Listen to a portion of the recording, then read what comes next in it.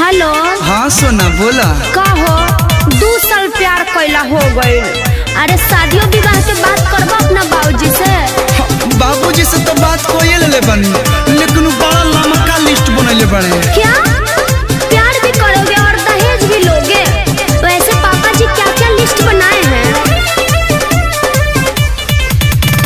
10 लाख नगद गहना आहार, 10 लाख के चाही चढ़े के कार, अरे देवे के पड़ी दहेज। का दहेज लगेगा? ना तो फ्री में बियाह कर लेबू। मुँह मारो अरेंज मैरिज के। 10 लाख नगद, 10 लाख के गहना, 10 लाख के कार, तक कहाँ जाइए करे वाला प्यार? ऐसे बढ़िया तो लव मैरिज बा। कैसे? लहसुन खर्चा एकर 10 रुपया के बड़ा माला मिलेगा, 10 रुपया से नूर में लगेगा, 20 रुपया और 200 में पंडित जी मैनेज। अरे टोटल 220 शादी संपन्न। अब मुँह का ताकत बढ़ो। ऑरेंज मैरिज क्या दूर से बोड़ लागो। ठीक है कहतरू, जागो ग्राहक जागो, लड़की लेकर भागो। प्यास गलत कर रहे हो, समाज में गलत असर पड़ेगा। Bachchan ji line change. ओके। जागो ग्राहक जागो, अपनी वाली को लेकर भागो। जियो व्यास सही जा रहे हो।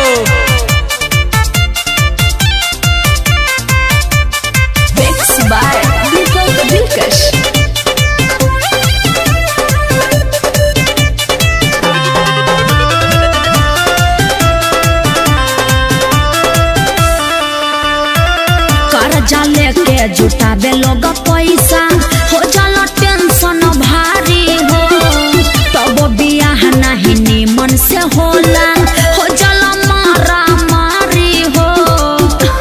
पंडित जी कौन मंत्र पढ़िए पता ना चली। लव मैरिज में इचको ना हो खेला तू, बैंड बजाना बाराती हो जलायो सही कुल। लीजिए हो गया गठबंधन। लागत कि अब तहरा समझ में आ गई। साचो बहुत फायदा बा। फायदा बानो नहीं केहू से कुछ मांगो। तो कृपया ध्यान दे, जागो ग्राहक जागो, लड़की लेकर भागो। सॉरी भूल गए थे। जागो ग्राहक जागो, अपनी वाली को हो, अपनी बाबू को हो, अपनी सोना को लेकर जितना जल्दी हो भागो। प्यास बड़ा बानू।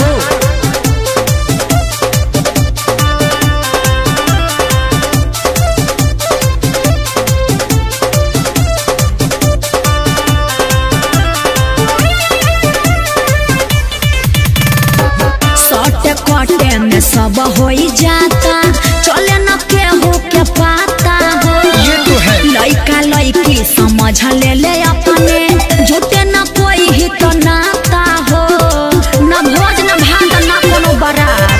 बात बुझ गईले कलू आया जय बच्चन, यही तरी शादी होता है घरी भाना भन, चोट मंगनी आ पट बिया। अब लागता कि तू पूरे समझ गईला। फायदा तो बढ़ले नु बा लव मैरिज में। चलो पंडित जी के गोड़ लागो। शुभ काम में देरी का। जागो ग्राहक जागो, लड़की लेकर भागो। प्यास अमन बा। चाम के जी भला टटा जाता। जागो ग्राहक जागो, अपनी वाली को लेकर भागो। दहेज लेना पाप है, इसीलिए सभी गार्जियन लोगों से रिक्वेस्ट है कि प्यार करने वाले को मिला दिया जाए। Thank you. ऑरेंज मैरिज क्या दूर से बोड़ लागो। ठीक है कहतरू, जागो ग्राहक